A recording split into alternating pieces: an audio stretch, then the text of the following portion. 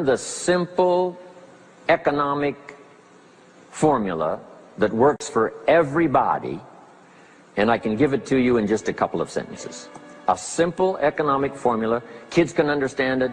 Anybody can understand it. Anybody that wants to get paid. Here's the language for your notes. We get paid for bringing value to the marketplace. That's as simple as you can put economics. Anybody that wants to get paid. You get paid for bringing value to the marketplace. The marketplace is the people. Now, the value we bring is one part of it, a product or a service, but here's the other part, the value you become. So just off to the side, put the value is two parts. The value you bring, like a product. If you manufactured it, you might keep improving the product. If someone else manufactured it and you're out selling it, they probably keep improving the product. But this is the one you have to work on yourself. The value you become, like an entrepreneur, a leader, a teacher, supervisor, manager. What you become also pays much more than what you bring. Once I understood that, then here's what my mentor said. Go to work on yourself harder than you work on your job. If you work hard on your job, you can make a living. Then he said, if you work hard on yourself, you could make a fortune. So I worked hard on my job and made a living, but I learned, starting with those extra hours per week, learning these extra skills, I started working on myself.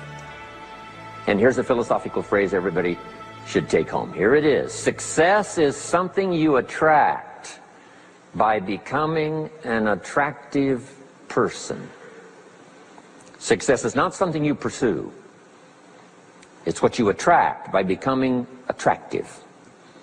By becoming attractive to the marketplace. What would do that? Multiple skills, multiple languages, and then some of the things I'm going to talk about the rest of the seminar. So, now what else would help you to be attractive to the marketplace besides more than one skill and more than one languages? I've divided it into five simple, basic fundamentals of ideas to ponder and think about that will increase your value to the marketplace. Could perhaps, like it did for me, multiply your income by 2, and then multiply it by 3, and then multiply your income by 4, and then by 5. And once you get there, it's not that difficult to multiply it by 10, because all you have to do is make sure you become more valuable and more valuable and more valuable. You don't have to work on the economy, because here's the first note. Each person's income is determined primarily by their philosophy, not by the economy. Once I understood that, then I said, well, I don't have to go to work on the economy. And the answer was no. You only have to go to work on yourself to make yourself more valuable. So now here's 5 things I want to share with you. And the first one is your personal philosophy. What could get you more prepared and ready for cashing in on the opportunity of the 21st century? And here's the first one, personal philosophy. Your personal philosophy is like a guidance system that helps you make decisions what to do, what not to do.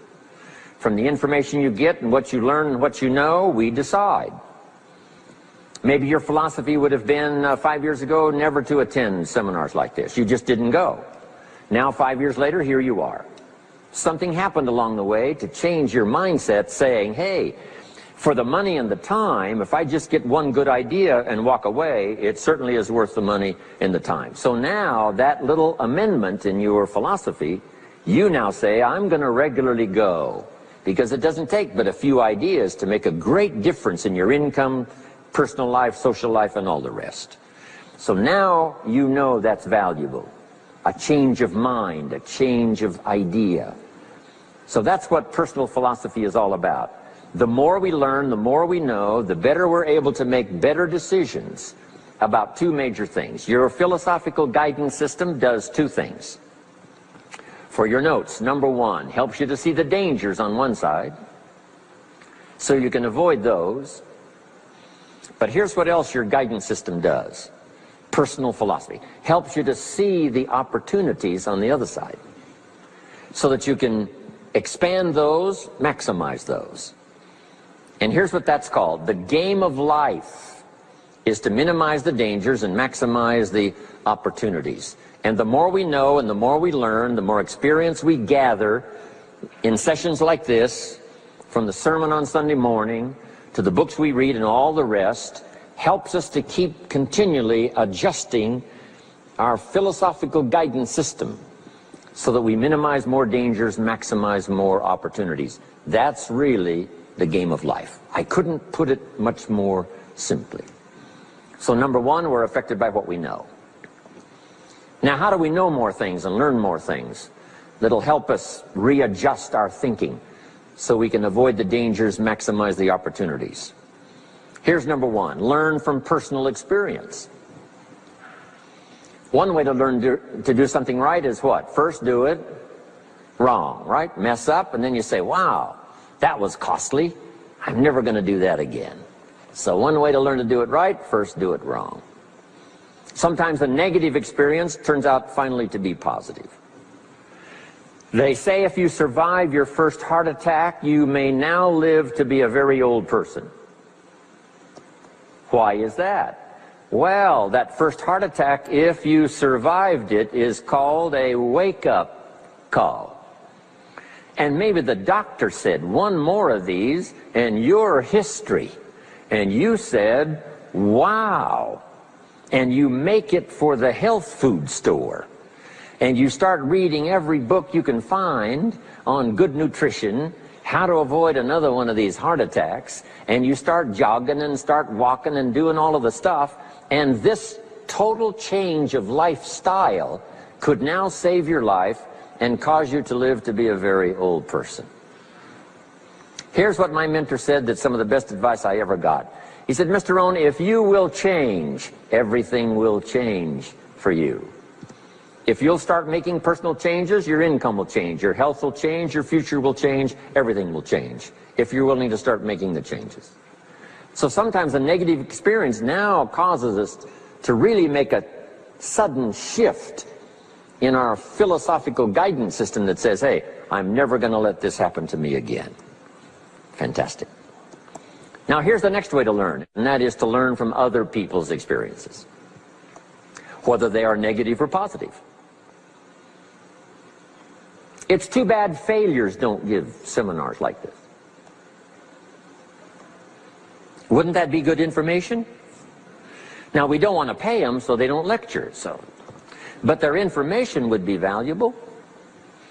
If you know a guy that's messed up his life for 40 years, you have to say, John, would you spend a day with me? And I will bring my notebook and take good notes.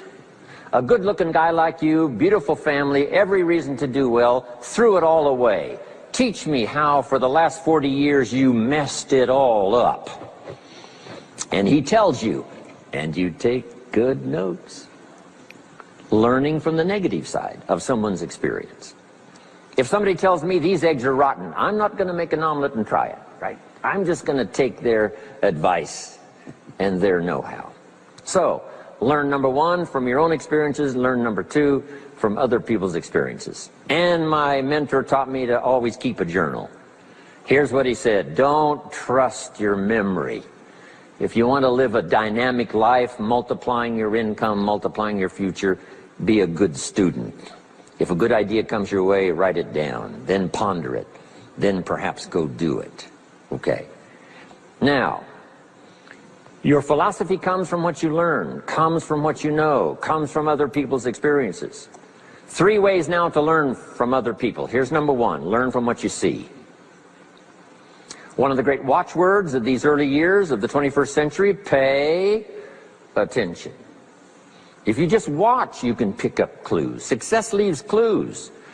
And if you'll be a better observer of the winners and the losers, those that are doing well and those that are falling behind, and just take mental notes and good notes and say, I'm going to adjust what I'm doing based on what I see. Here's number two. We learn so much from other people based on what we hear.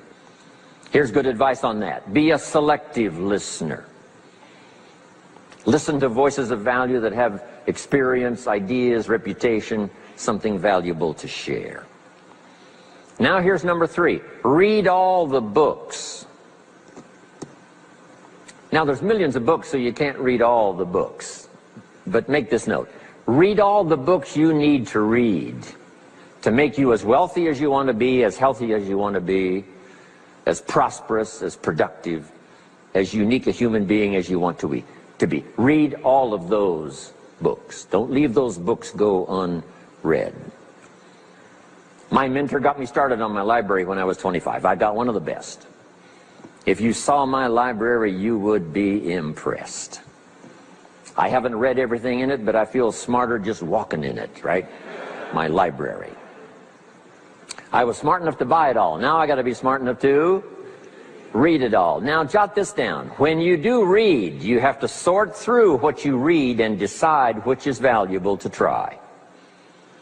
That's part of the process of learning.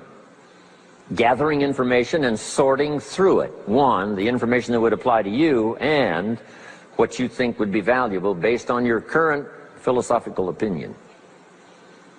So read all the books. Our lives are greatly affected by what we learn and what we know. Now here's number 2 of these very basic 5 things I want to share with you. First, your personal philosophy.